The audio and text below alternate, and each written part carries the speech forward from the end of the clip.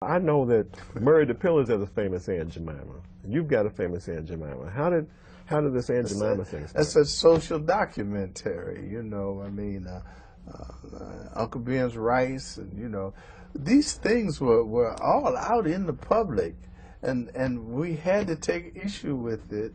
And these were the popular things that you could really take, because everybody had a feeling about it, everybody had been seeing it, and everybody had accepted it.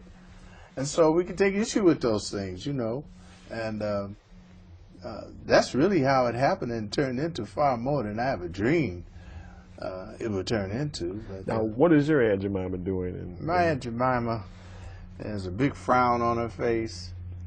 Her head rag, bandana, is red, black, and green. Her fist is coming through the box. Where you open the box, it says, "Open at your own risk."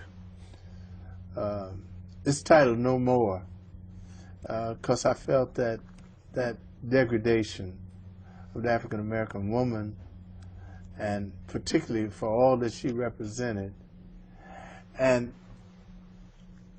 how it had been used, over a long period of time, had nothing to do with Aunt Jemima.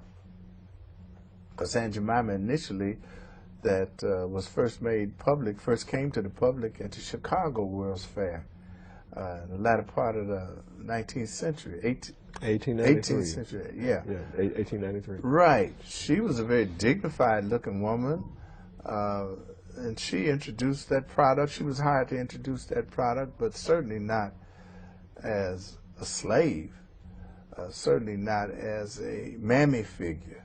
You know, all that came later, after she had died. That all came during that terrible era of the early part of the 20th century, when all that lynching was going on.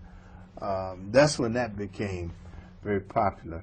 I also had an opportunity to do some work way back then for Colonel Sanders.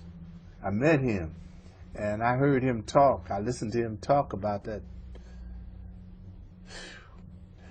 recipe, and it reminded me instantly of Aunt Jemima. All of that was in my head when I did that picture, but how this slave who cooked this chicken like nobody else could cook that chicken, and on her deathbed, she whispered the recipe to Colonel Harlan Sanders, which was a pinch of this, D-I-S, and a dash of that, D-A-T. And this image used to make me seethe, you know, how this kind of thing could just manifest itself amongst our people. And so that was my way of taking issue with it. I mean, I can't get on the street corner and fuss about it. I can't get on the soapbox, you know, but I can paint a picture about it. And I did. Murray painted his. Actually, Murray painted his about 2 months before I painted mine. These are transformative pictures. Yes, they are. Yes, they are, because Jeff did one also. All of them are in Michael Harris's book, Colored Pictures, you know, which is beautiful, that you could show that this is a movement thing.